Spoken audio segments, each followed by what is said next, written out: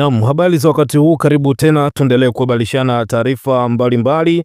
Ni taarifa kutoka Chama cha Demokrasia na Maendeleo Chadema. Tunafahamu ya kwamba mwenyekiti wa Chadema Tundu Lissu alikuwa akishikiliwa katika gereza la Keko huku akisubiriwa kupelekwa mahakamani tarehe 24 kwa ajili ya kusikilizwa kwa kesi yake ya uhaini. Taarifa kutoka Chama cha Demokrasia na Maendeleo Chadema zinadai ya kwamba mwenyekiti wa chama cha Chadema Taifa Tundu Lissu amehamishwa kutoka gereza la Keko alikokuwa ameshikiliwa na kupelekwa mahali ambapo mpaka sasa hapajulikani, ambapo familia, mawakili na viongozi wa Chadema waliokwenda Keko leo kumtembelea hawakuweza kumuona, lakini pia hawajaambiwa ni wapi ambapo Tundu Lissu amepelekwa. Moja kwa moja taarifa ya chama cha Chadema inasomeka kama ifuatavyo.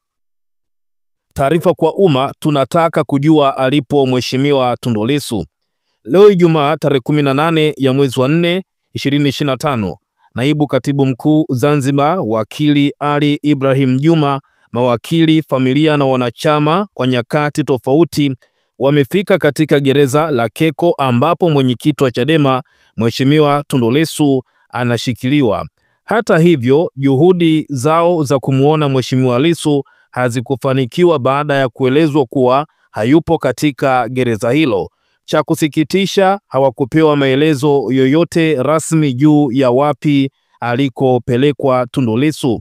Chama tunalitaka jeshi la magereza, mamlaka husika na vyombo vya dola kutoa taarifa wazi na za haraka kwa umma kuhusu mahali alipopelekwa Mheshimiwa Tundu Lissu. Iwapo bado anashikiliwa katika gereza la Keko, ni haki ya familia, viongozi na wanachama kumuona. Ni haki ya msingi ya binadamu na kikatiba. Imetolewa tarehe 18 ya mwezi wa 4 2025. Brenda Lupia, mkurugenzi wa mawasiliano na uenezi chama cha Chadema.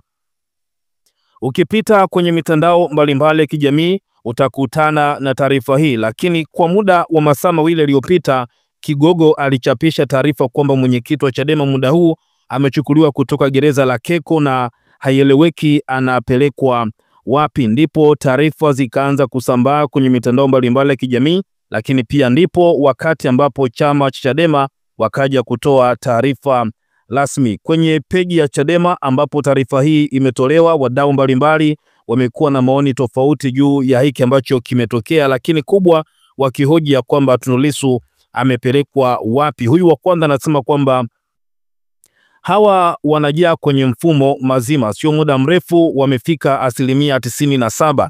Lakini pia huyu mwingine anasema kwamba anachojua Lissu hakai kimya, atasema tu wapi walimpeleka, wala sina shaka kujua wapi wamempeleka, ana roho yake ya kipekee. Lakini pia mwingine anasema kwamba Mwenyezi Mungu fanya njia pasipo na njia. Lakini pia huyu mwingine anasema kwamba sijui hata niseme nini, hii nchi hapana aise, Mola wetu onesha mwanga kwenye hiki kiza. Lakini pia mwingine anasema kwamba kuna watu wanahofu sana, si wangesubiri hiyo tarehe 24 waone watu wataendaje. Lakini pia huyu mwingine anasema kwamba ila maisha ya dunia hayana usawa kabisa, yani aliye na pesa na cheo atafanya vile atakavyo. Kaa karibu nasi na tutakuhabarisha zaidi kufahamu Tundu Lissu yuko wapi. Kubwa tuachie maoni yako kwa hili.